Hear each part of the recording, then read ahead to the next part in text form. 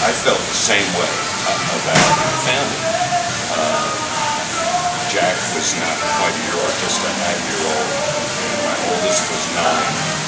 And of course, nobody knew everybody's waiting for the other shoe to drop. What's going to happen next? Where are they going to pop out of the shrubbery or whatever? And there were all these rumors that were in between, basically 3 military bases right there, 4 in Pensacola. There were so many rumors going around.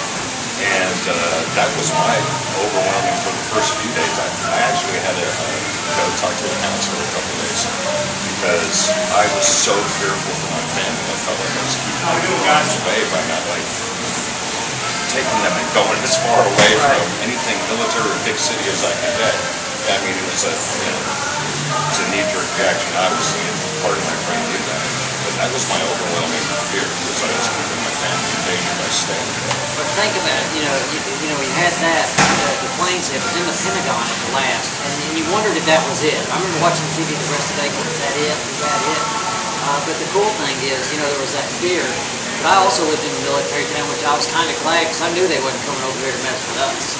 And that's the turning point where I thought was cool. I mean, it was a day after, and the next thing you know, we were on the offensive. Right. And we knew it was just a matter of time where someone was going to pay for what happened. And they've definitely paid. Just recently, the guy who put this all together and finally taking care of things for the Navy SEALs. So, but to this day forward, things still change. Well, that's what pulled me in was the family, the civilians that had friends in the military, family in the military, or had been in the military in the past or retired. This whole area just took on, it was like a resolve. It was the most amazing thing to see. I'm not talking about the military, although everybody looked around, they activated reserves and guard for like 2 years after that. So everybody in your family, you either had a family member, a neighbor, a coworker, a teacher, or somebody, and nobody was freaking out. Nobody was just resolved. Time to go to work. That was basically the attitude. And that's that really helped. That's ultimately, that's time to go to work. And I remember, you guys remember that commercial? It kind of looks like those houses, and I hate to associate with this, but the commercial, it reminded me of the houses, like on the intro scene to Full House.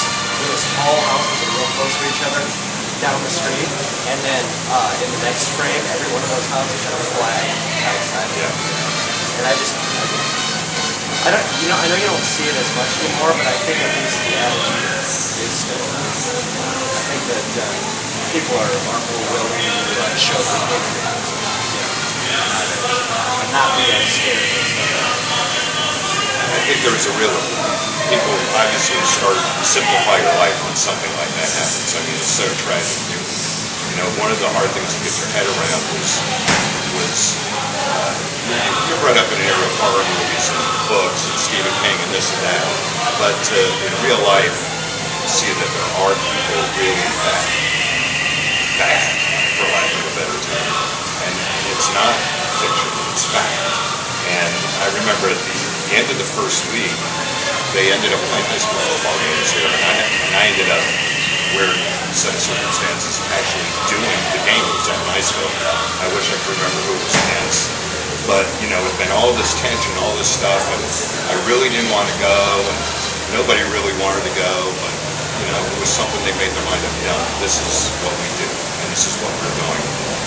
And so they had the game, and I remember walking up towards the stadium, and the first thing was all the cars coming to the game. It was huge, and then the sound of the bands in the distance, and then the smell of cooking hamburgers and hot dogs, and then kids acting like kids, and it was the first normal thing in a week that had happened.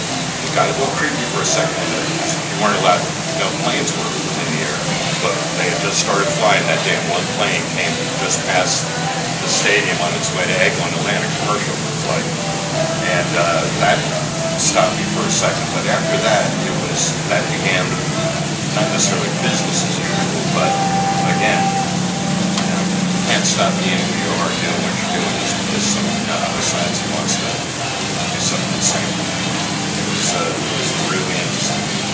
And it's really moving, still is today. Talk about it.